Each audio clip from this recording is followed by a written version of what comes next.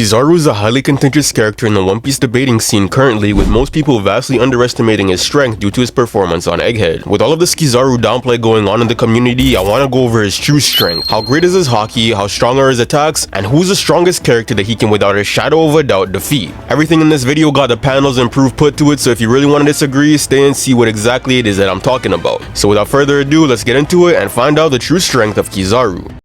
Kizaru's speed is one of his clearest strengths, with him possessing the ability to turn into and manipulate light. This gives him the greatest travel speed we see in the series, with the only downside being that it's mainly one-way travel unless he reflects off a surface, exactly the same way that light does. Beyond simple movement speed, however, Kizaru has some of the greatest combat and reaction speeds we see in the series, with him being capable of outmaneuvering Snake Man with ease, essentially mocking him while Luffy is going full bore on one of his fastest blitz attacks. Kizaru's speed being so far above Snake Man's would place his perception and reaction above characters like Kaido and Katakuri, because unlike those two, Kizaru is never shown being hit by Snake Man a single time, and it's never mentioned that he has to use Future Sight to keep up with them, unlike the other two who need Future Sight to counter Snake Man's speed. Kizaru's movement and attack speed are comparative to that of Gear 5, with Gear 5 never blitzing Kizaru in a direct confrontation, with the only times Luffy ever hits Kizaru in Gear 5 being when he's grabbed from behind by Giant Luffy while he's distracted with Vegapunk, and when Luffy hits him with White Star Gun, an attack whose speed was amplified by Kizaru's attack, with Luffy using the momentum from him spinning to amplify not only the speed but the power of the attack as well as when Luffy grabs Kizaru and Saturn, with him grabbing Kizaru as he was turning into light to move when he was about to attack Sanji, who was leaving with Vegapunk and wasn't paying any attention to Luffy during that moment. Kizaru's speed should be one of the least contentious things about him, as he's shown to be able to constantly outspeed some of the fastest characters on numerous occasions, and the only time his speed is ever really countered is when he's either mid-travel or when he's caught off guard. Another thing I'd like to mention is the fact that Kizaru was the one who fed Luffy on Egghead. This not only shows that he wasn't really trying hard against Luffy, but also shows that he was the fastest one on Egghead, as Kizaru was shown outspeeding Luffy in Gear 5 numerous times, with him getting the drop on him consistently. People will try to disingenuously say that Kizaru wasn't the one who fed him and that it was Sanji or Frankie, when both characters are shown to be unable to move when Luffy asks for food, and Kizaru, who is on the ground when he asks for food, is shown sitting up when he does get the food. People will also try to use Kizaru's lasers being blocked by Sanji to say that he's faster than Kizaru, when Kizaru's lasers are consistently shown to be slower than Kizaru himself. The Pacifista's lasers are modeled off of Kizaru's lasers, and Luffy at the start of the time skip is shown to be faster than that. Kizaru's lasers are shown to be outsped by Sanji and Gear 5, when Kizaru himself is shown to be outspeeding both. Kizaru's personal speed would place him as the fastest character we've seen so far in the story currently, with him being shown to be able to outspeed every character he actively tries to get past when he isn't being sidelined by someone else mid-travel. Kizaru being limited to one-way travel is one of his biggest weaknesses, as if he is ever going in one direction, he has to stop himself while he's moving to block the attack that's coming towards him, leading to a moment of vulnerability where he can be hit. His speed and weight attacks allow him to be able to hit with incredible force, shown when he one-shot Snake Man through the Vega Force 1 all the way through the protective dome on Egghead. Just to recap for the speed segment, Kizaru's speed is far above Snake Man's and characters who are shown to be tagged by Snake Man, as Kizaru is never actually hit by the form a single time. His speed would be equal to that of Gear 5, with him only being hit by Gear 5 while off guard, or when his own attacks amplify the speed of Gear 5. With his speed out of the way, let's get into Kizaru's haki. Kizaru's haki is less obvious than his speed, but Kizaru also possesses some pretty good haki as well. Kizaru's haki is never really highlighted in the same way that other characters are, with his Devil Fruit taking precedence most of the time, but his observation and armament haki are actually insane as well. Via being an admiral, Kizaru has proficiency in both armament and observation haki, meaning he's extremely skilled in both applications. Kizaru is capable of using the advanced application of armament haki, which would see him be able to have durability negation and barrier generation, which is showcased during Marineford, and he did not use the ability on Egghead. His observation haki, while never being stated to be of the advanced variety, more than likely is due to his ability to completely negate Snake Man's trajectory advantage, as the only time Snake Man is ever countered is with Future Sight. It is also said that you need good observation to counter Kizaru's speed, so it's logical to assume that as the person who is moving, Kizaru would need pretty good observation to use his Devil Fruit correctly. He doesn't possess Conqueror's haki as far as we know, but the types of haki he possesses, in addition to his Devil Fruit, allow him to dominate the vast majority of fighters even without the ability. Kizaru's haki would allow him to compete at a high level with any character in the verse, as he is capable of dealing significant damage to those who have the highest levels of durability. Not much more to say, just for recap for those who skip through each section, Kizaru has powerful haki, the ability to negate durability, and more than likely also the ability to see the future. Even if he doesn't have that ability, his reaction speed and movement speed allow him to outmaneuver those with Future Sight regardless. Moving on, we now have Kizaru's durability and endurance. Kizaru's endurance is by far the most underrated aspect of his strength. Despite the fact that he was dropped by White Star Gun, he was not rendered unconscious by the attack, and the amount of damage he took for the type of attack White Star Gun is actually extremely impressive. Kaido was dropped by an attack much weaker than White Star Gun while in his hybrid form, and Gear 5 on Egghead would be stronger and more healthy than the Gear 5 on Onigashima. Kizaru gets up shortly after this attack and goes on to bully Sanji, and Kizaru wasn't defending with any armament haki from this attack either, and essentially just took the attack head on with no durability boosting enhancements. His ability to endure through all the attacks he did on Egghead, like Dawn Symbol and White Star Gun, while being mentally conflicted and out of the fight, just goes to show the amount of stamina he possesses as a fighter. This shouldn't be surprising either, since his contemporaries Akainu and Aokiji were both able to fight each other for 10 days straight with one another, and Kizaru is constantly portrayed to be on their level regardless of if you think he's weaker or not, so he logically would be able to perform a similar feat as well. His endurance would allow him to take and get up from any attack weaker than White Star Gun, and his durability would allow him to not be critically injured from attacks similar to it. Never forget that Gear 5 is stated to be constantly covered in armament and Conqueror's Haki, evidenced by the fact that when Luffy turned into the form, he is shown splitting the sky on his own, and this was not an anime only effect either, but was shown in the manga, with the skies above Onigashima being cloudy when Luffy is killed by Kaido in Gear 4, and the moon is shown being out after the fact that he transformed, which is the exact same thing that happened when Luffy and Kaido split the sky the first time, with the moon being out being the main indicator of the sky being split. Luffy's Conqueror's Haki is shown streaking off of him the entire time he initially transformed in Gear 5, and Kaido stated that his body is covered in both armament and Conqueror's Haki. It's also shown when he transforms into Gear 5 again after Kaido knocks him out of it, when he restarts his heart with Conqueror's Haki streaking off of him again. Luffy being covered in armament and Conqueror's Haki constantly is evidenced further by the fact that Luffy doesn't need to use armament Haki when grabbing Kizaru, it is able to because his body is naturally covered in it when he's in Gear 5, and the black coating he uses beyond that point is to amplify the armament Haki his body is naturally covered with, which again proving that armament Haki can be invisible post time skip and that the black coating is a superior version of it, but I'm gonna be saving that for the Haki video. The notion Luffy isn't using Conqueror's coating on Kizaru is false, because by using Gear 5 Luffy is using Conqueror's coating. Every attack Luffy would have landed on Kizaru would have been him using armament and Conqueror's, and despite that he was still able to take those hits and keep it going. Kizaru would be able to take hits like Thunder, Bagua, Ragnarok, Mama Mash, and possibly even attacks like Kamusari, and be able to keep it pushing with a little bit of rest. Final is gonna be Kizaru's attack power. Kizaru's attack power, while we can assume it's incredibly high, is something that we don't have very much concrete evidence of because we've never seen him go all out or what his stronger hits look like on their own. Kizaru's greatest attacks are on Marco and Luffy, but Luffy was damaged by the exterior dome, which although is made of light just like Kizaru, meaning he'd be able to replicate the damage the dome can do, it would be unfair to say that would count as his own AP. Kizaru was also shown being able to cut Luffy with his light sword, but Luffy does have less resistance to slashing attacks, meaning it's hard to say how much pure damage he can do. And with Marco, he's able to regenerate as well, so that also makes it hard to gauge. However, due to the fact that he was shown clashing with Gear 5 and both were dealing damage to each other above the Labo stratum, Kizaru at bare minimum should be relative to what a casual slash semi-serious Gear 5 Luffy should be capable of doing, based off the fact that he was trading blows with Gear 5 initially and did some damage, and Luffy never tried using Snake Man or Bowman on him again after the fact, meaning he would assume both forms are clearly inferior to Kizaru and useless against him. If Kizaru wasn't capable of damaging Luffy at all, Luffy wouldn't have said that he was at his limit fighting Kizaru, because like we see with Lucci, simply being in Gear 5 doesn't cause Luffy to be knocked out for that long, because although he does shrivel into an old man during his fight with Lucci, he's back up and at full capacity in that same chapter within 32 seconds. This is nowhere near as long as Luffy was out after fighting Kizaru, and even longer than Luffy was out after fighting Kaido the first time, as Luffy is capable of instantly going back into Gear 5 right after that, with his longest knockout after Gear 5 being right after Bajrang Gun, and he was severely damaged before that point from his drawn out battle with Kaido compared to his relatively short conflict with Kizaru. Kizaru's attack power, while not having any clear "oh my god he really hits like that" feats, should place him at the high end relative to an all-out Gear 5 and at the low end relative to a semi-trying Gear 5, depending on how seriously you think Luffy was taking stopping Kizaru in that moment, which is implied to be decently seriously. Kizaru's ability to perform so well against Gear 5 and in some instances showing better performance than Kaido is reason enough to respect his strength. Never forget that Kizaru fought the strongest version of Gear 5 we would have seen up until that point, as Luffy was not only fully rested and ate, but had no competition at all up until Kizaru, meaning in his battle with Kizaru he was completely fresh. Despite this, however, Kizaru was very clearly not going to the maximum of his effort, and he was still able to put Luffy down to the point where he needed food to recover and wasn't able to do so off his own willpower, despite Saturn being there and threatening his crew, when he was able to push through and restart Gear 5 when he was against Kaido, showing how hard Kizaru pushed him in that battle. Kizaru's strength is extremely underrated, and he would prove a match for any character character in the verse who we believe Luffy in Gear 5 would prove a match for, with him only looking bad against Luffy in certain instances because he simply didn't even want to be fighting on Egghead in the first place. Kizaru would take characters like Kaido to an extreme diff, with there being a great likelihood of him winning the matchup, and characters like Kid, Lucci, Law, and Zoro would prove to be absolutely no contest for him in a battle. The strongest characters that I can say Kizaru would beat without a shadow of a doubt would be anyone weaker than or relative to Big Mom, with Kaido being somebody who would give him a run for his money simply because Kaido has great endurance. I'd argue, however, that Luffy has endurance relative to or greater than Kaido simply off the fact that he died, came back to life, and Kaido literally said he was about to kill himself with the way he was pressing on with Gear 5, while there was no indication that Kaido was ever going to die from exhaustion at any point during his fight. But hey man, I know Kaido fanboys hate to see an Admiral win, so I'm not gonna press this issue too hard.